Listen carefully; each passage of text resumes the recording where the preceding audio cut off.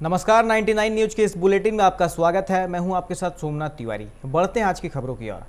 Testing से लेकर vaccination तक तमाम प्रयासों में तेजी के बावजूद कोरोना महामारी बढ़ता ही जा रहा है।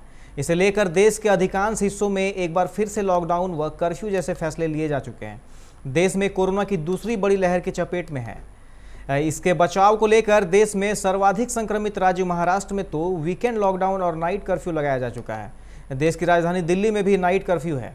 इसके अलावा उत्तर प्रदेश में भी आज से प्रशासन ने नाइट कर्फ्यू लगाने का ऐलान किया है। कई अन्य राज्यों में भी वीकेंड लॉकडाउन और नाइट कर्फ्यू जैसे प्रतिबंध लगाए गए हैं। इसमें झारखंड भी शामिल है।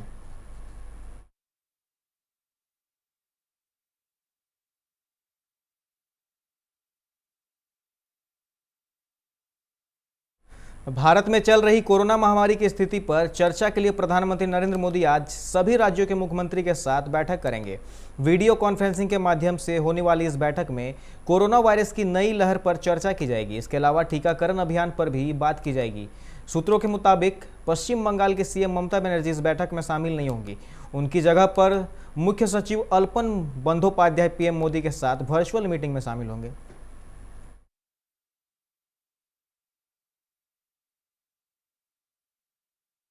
भारत और चीन के बीच तनावों को सुलझाने के लिए कमांडर स्तर की वार्ता के कई दौर हो चुके हैं और अब शुक्रवार को 11वें दौर की वार्ता पूर्वी लद्दाख के चुशुल में होगी। इसमें दोनों देशों के बीच जारी तनाव को कम करने पर चर्चा होनी है। यह जानकारी भारतीय सेना के सूत्रों से गुरुवार को दी गई।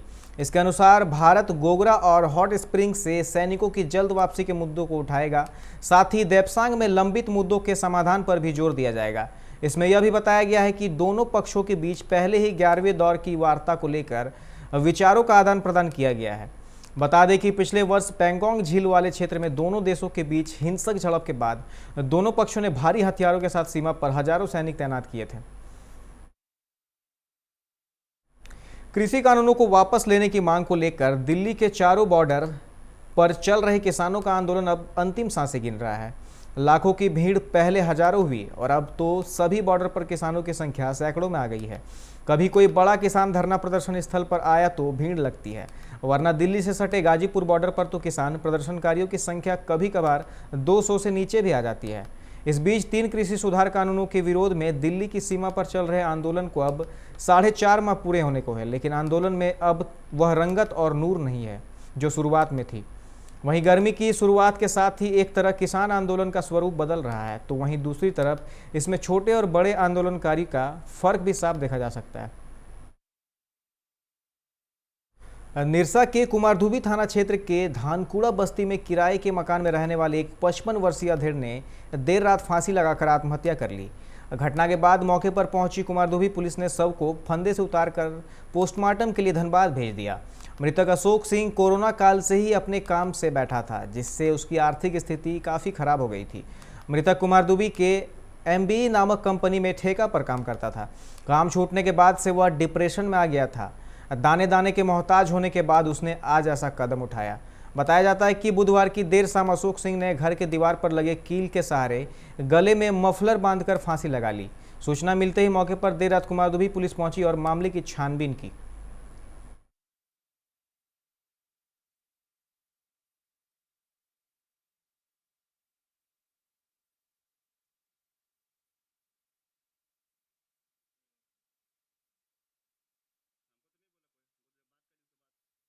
पापा हम गए सब्जी लाने, मेरा छोटा भाई आ गया। कितना बजे सब्जी लाने गया था? गए तो वही 6:30 बजे करीब आया था। कितना बजे आए? हम सब्जी लाने गए, फिर मेरा भाई आया 8 बजे का लगभग। तो हम कॉल किया, हम आए दौड़ के। तब तुमको कॉल किया नहीं तो हम आए। तो फिर क्या देखा? आया तो कब देखा? सुमित उतारा कहाँ पे फांसी लगाया था? अंदर। झगड़ा भी हुआ था घर में? कुछ नहीं हुआ। सूचना मिला कि धानकुड़ा में एगो आदमी क्या कहते हैं फांसी लगा के मर गया है। आके देखे तो सही में फांसी लगा के मर गए हैं। और जहाँ पर बता रहे हैं वहाँ पर एगो मफलर का ही है, जो कि ज़मीन से ज़्यादा ऊंचाई तो नहीं है, करीब 10 फीट के लगभग या 8 फीट के लगभग होगा। धनबाद के महुदा थाना क्षेत्र के दामोदर पुल से आज सुबह एक महिला ने नदी में कूदकर अपनी जान दे दी। महिला कई दिनों से अपने मायके जाने की जिद कर रही थी और ऐसा नहीं होने पर वो आज गुस्से में घर से बाहर निकली और कूद गई। इसके बाद करीब 300 फीट ऊंचे पुल से खुदकुशी कर ली। घटना की सूचना के बाद मौके पर पहुंची पुलिस ने शव को नदी से बाहर निकाला और पोस्टमार्टम के लिए भिजवा मामले की जांच में जुट गई।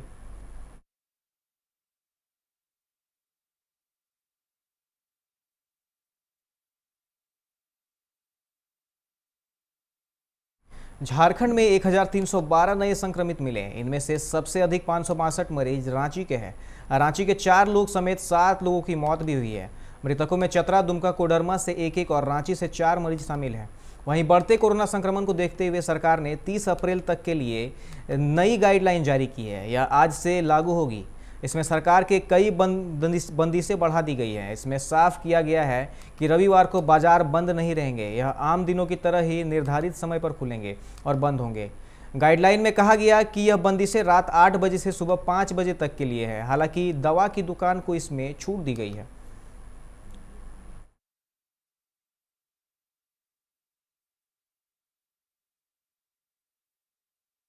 टुंडी प्रखंड के पश्चिमी क्षेत्र मछियारा गांव के पास आज महुआ चुनने गई महिला को एक हाथी ने पटक पटक कर मार डाला। हाथी अपने झुंड से बिछड़ गया और वो उत्पात मचा रहा है। वहीं घटना से आक्रोशित लोगों ने वन विभाग से मृतका के परिजनों को मुआवजा देने की मांग की।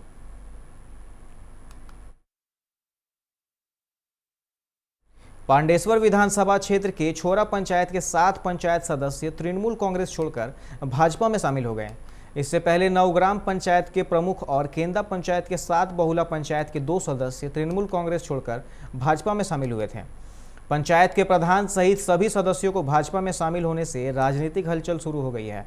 भाजपा नेता राज तिवारी एवं पांडेश्वर के उम्मीदवार जितेंद्र तिवारी ने सभी आगंतुकों को भाजपा का झंडा थमाकर पार्टी में शामिल करवाया। इस दौरान ऑल इंडिया ह्यूमन राइट्स के सुप्रदीप मुखर्जी और साहेब मुखर्जी भी भाजपा में शामिल हुए। इस दौरान डॉक्टर नरोत्तम मिश्र ने ममता बनर्जी एवं तृणमूल कांग्रेस पर जमकर निशाना साधा। उन्होंने कहा कि तृणमूल कांग्रेस हारे हुए लोगों को लाकर मिक्स वेज बना रही है।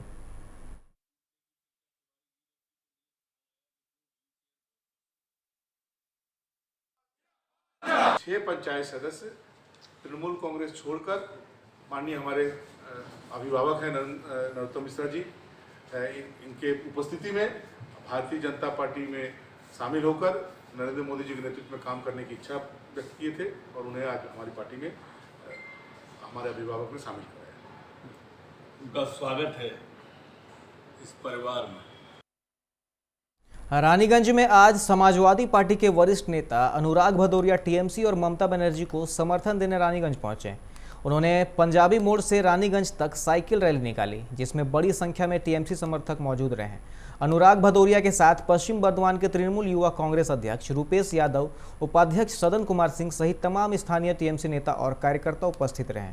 अनुराग भदौरिया ने कहा कि भाजपा के पास समाज को धर्म के नाम पर राजनीति करने के अलावा कोई दूसरा काम नहीं है।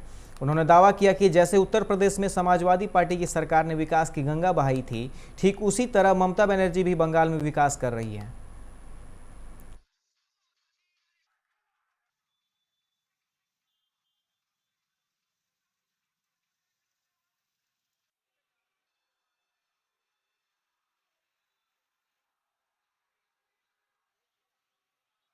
अंदर में लोकतंत्र खत्म होने की कोशिश हो रही है। देश के अंदर में एक तानाशाही का माहौल पैदा किया जा रहा है। राष्ट्र को बचाने की ज़रूरत है। जब राष्ट्र को बचाने की ज़रूरत होती है तो देश को एक साथ आना पड़ता है। भारतीय जनता पार्टी लोकतंत्र पे हमला कर रही है और पर्टिकुलर वेस्ट बंगाल के अंदर में जिस तरह से भारतीय जनता पार्टी ने एक तानाशाही का माहौल बना रखा है, हम चाहते हैं कि देश के मूल समस्याओं पे चर्चा करने से भारतीय जनता पार्टी और भारतीय जनता पार्टी की सरकार लोगों का ध्यान भटका रही है। रफीगंज पुलिस ने 22 अगस्त 2020 को भदवा बाजार में मोबाइल रिपेयरिंग दुकान में हुई चोरी मामले में 8 लोगों को गिरफ्तार किया है। गिरफ्तार सभी अपराधियों ने ही चोरी की घटना को अंजाम दिया था। पुलिस सभी 8 चोरों को जेल भेज दिया गया है। घटना के बाद दुकानदार धर्मेंद्र चौधरी ने रफीगंज थाना में अज्ञात चोरों के विरुद्ध प्राथमिकी दर्ज कराई थी। मामले का उद्भेदन करते हुए अनुसंधानकर्ता एएसआई भगवान सिंह ने चोरी की लैपटॉप को ट्रेस किया, जो शहर के मस्जिद गली के अरमान अली के पास से बरामद किया गया। इसी आधार पर जांच आगे बढ़ी तो सभी अपराधी पुलिस के हत्थे चढ़ गए।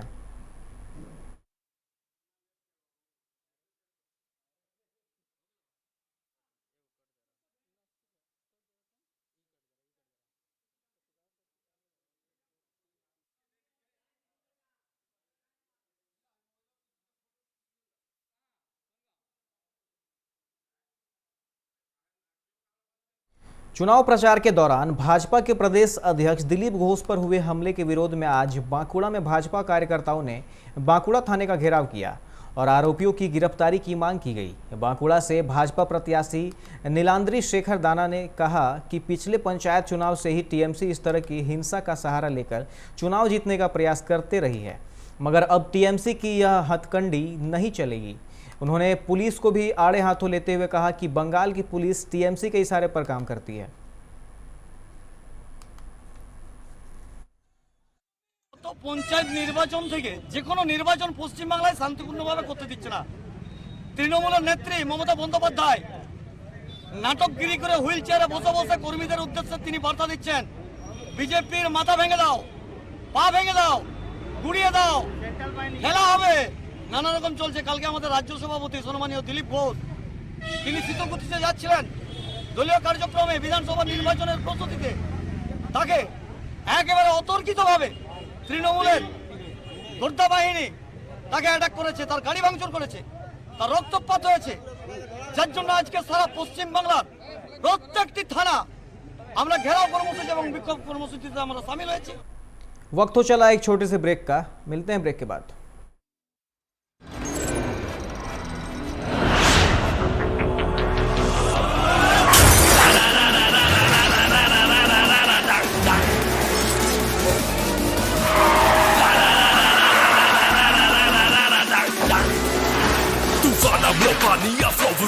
Go into your song, can you catch me? No, can you match me? No, make mujhe I'll burn the roads.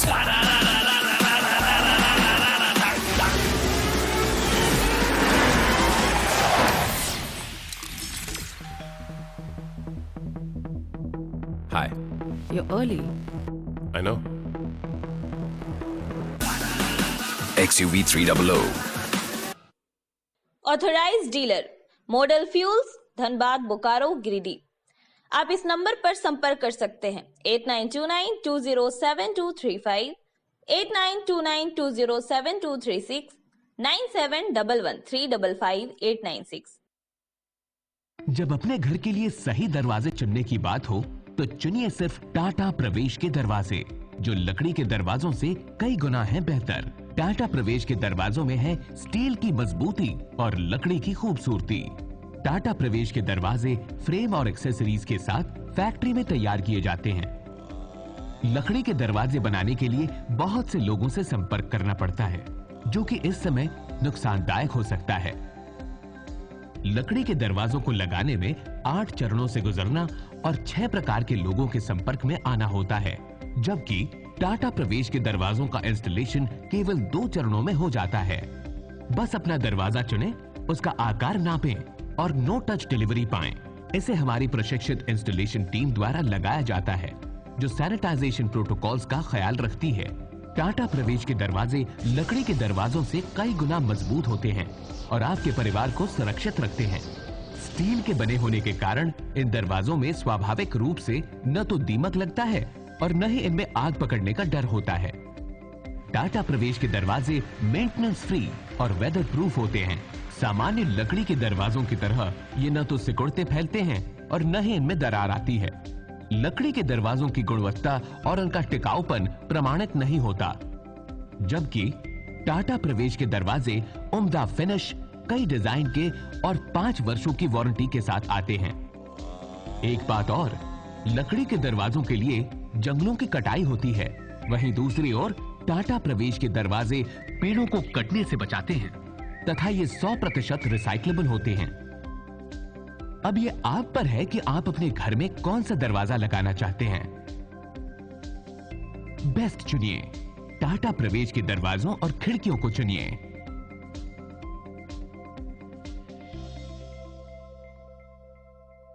Authorised distributor Shri Ram sales, GT road, Govindpur, Dhanbad. आप इस नंबर पर संपर्क कर सकते हैं 7004709213 9534400091। Hey, I'm sexy Mr. Brown, a prince who's just been crowned. I can brighten up your day, 'cause I'm so sunny. Hey, I'm sexy Mr. Brown, heading out to town. You can hate me all the way, 'cause I got my honey.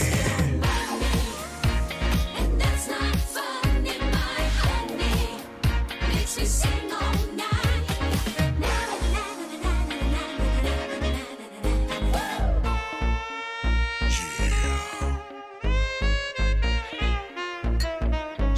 Mr. Brown.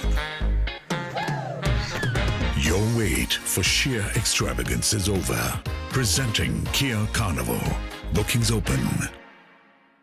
जय TMT, भरोसा अटूट एवं सुरक्षित निर्माण का।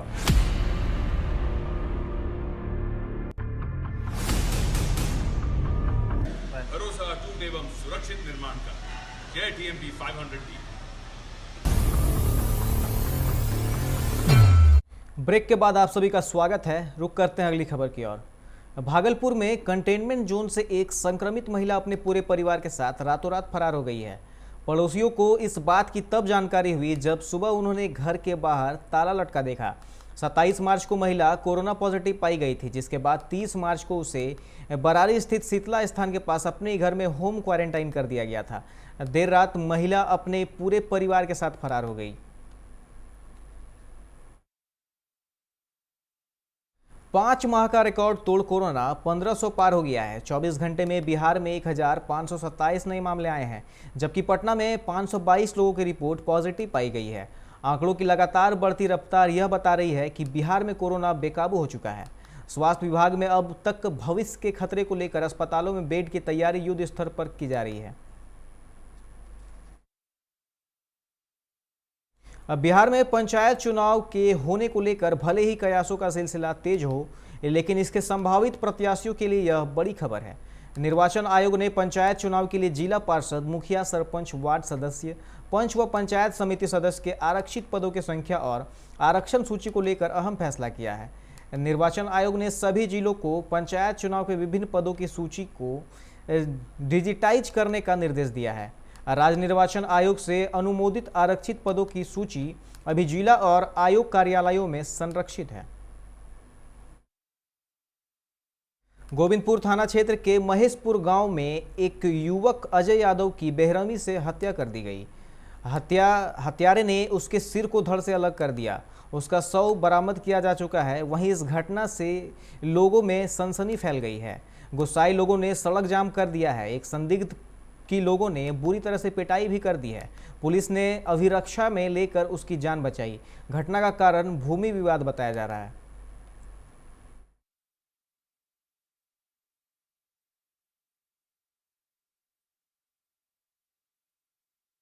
बिहार में तमाम सख्ती के बावजूद समारोह में लोग हर्ष फायरिंग करने से बाज नहीं आ रहे हैं। ताजा मामला भोजपुर जिले के दावा गांव का है। वहां देर रात शादी समारोह में हर्ष फायरिंग के दौरान एक नर्तकी को गोली लग गई। इसके बाद अफरा तफरी मच गई। घायल नर्तकी के दाएं हाथ में गोली लगी है। उसे सदर अस्पताल आरा ले जाया गया, जहां से पटना रेफर कर दिया गया है। गोली उसकी हाथ के अंदर फंसी हुई है। घायल नर्तकी काजल कुमारी मूल रूप से छत्तीसगढ़ निवासी है। रांची के इटकी थाना क्षेत्र में एक युवक की हत्या कर दी गई है। युवक की पहचान 22 साल के अबू ताला अंसारी के रूप में हुई है। वह पेशे से ड्राइवर था। युवक का शव घर के सामने स्थित समीमाबाद उर्दू गर्ल्स हाई स्कूल के परिसर से बरामद किया गया है। उसके सिर को पत्थर से बुरी तरह कुचलकर उसकी हत्या कर दी गई है। घटना की सूचना पाकर पुलिस पहुंचकर मामले की जांच में जुट गई है।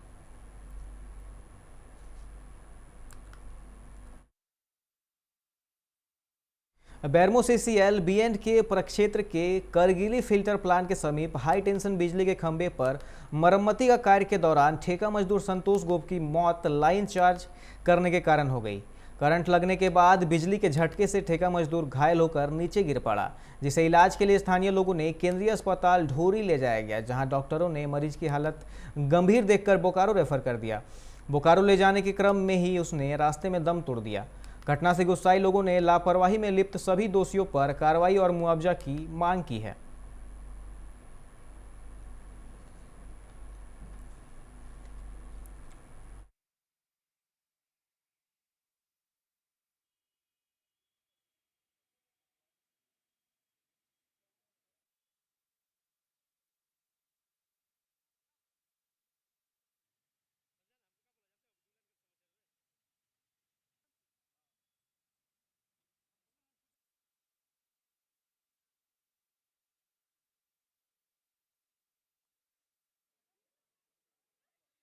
तो ठेकेदार फोन किया कि नहीं मेरा आके काम कर दो, तो बहुत जरूरी है।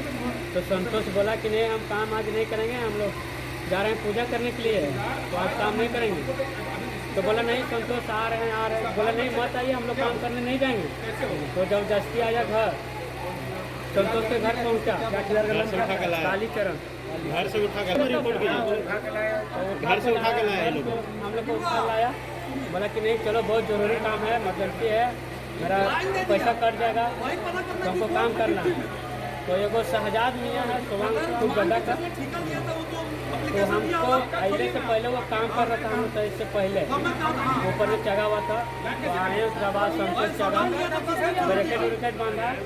तो संतोष पूछा उनको कि लेन काटा हुआ है? बोला हाँ लेन कटा हुआ है। बोला ठीक है। तो ब्रेकेट व्रेकेट बांधा, तार खोला, टेबल लीड चढ़ाया, 2 स्पिन बेल्डिंग किया, तीसरा जब किया तो लेन चार्ज हो गया। फीडर का काम कर रहे थे ना? हाँ फीडर का काम कर रहे थे। मृत्यु हो जाती है, निश्चित रूप से ये बहुत ही दुखद घटना है, निंदनीय घटना है, और ये पदाधिकारियों की लापरवाही की वजह से हुआ। जीएम से बात हुआ? क्या बात हुआ मैनेजमेंट से आपको? अभी जीएम को हम लोग बुलाया है, इस संदर्भ में बात करेंगे कि कौन पदाधिकारी की लापरवाही है और किन की लापरवाही की वजह से ये घटना घटी है। और जो हमारे पीड़ित परिवार के आश्रित लोग हैं, तो उनके लिए क्या करनी है हम सभी लोगों को। निश्चित इस दुख के घड़ी में पीड़ित परिवार के साथ सभी लोगों को खड़ा रहना चाहिए। ऐसी घटना की पुनरावृत्ति नहीं हो, इसके लिए क्या कार्रवाई? बिल्कुल ऐसी घटना की पुनरावृत्ति नहीं हो, इस संदर्भ में भी हम लोग अभी जीएम से बात करें। धनबाद के बरवड्डा में आज दोपहर एक अनियंत्रित कार और ऑटो में टक्कर हो जाने से कार और ऑटो में सवार 6 से अधिक लोग घायल हो गए हैं। घटना के बाद स्थानीय लोगों की मदद से सभी घायलों को अस्पताल पहुंचाया गया है। घटना के संबंध में बताया जाता है कि कार सवार बिहार के गया से पश्चिम बंगाल के पुंदाग जा रहे थे। इसी दौरान धनबाद के बरवड्डा किसान चौक के समीप यात्रियों से भरी ऑटो से टकरा गई, जिससे कार और ऑटो में सवार लोग घायल हो गए। घटना के बाद दोनों वाहन क्षतिग्रस्त हो गई है। मौके पर पहुंची पुलिस मामले की जांच में जुट गई है।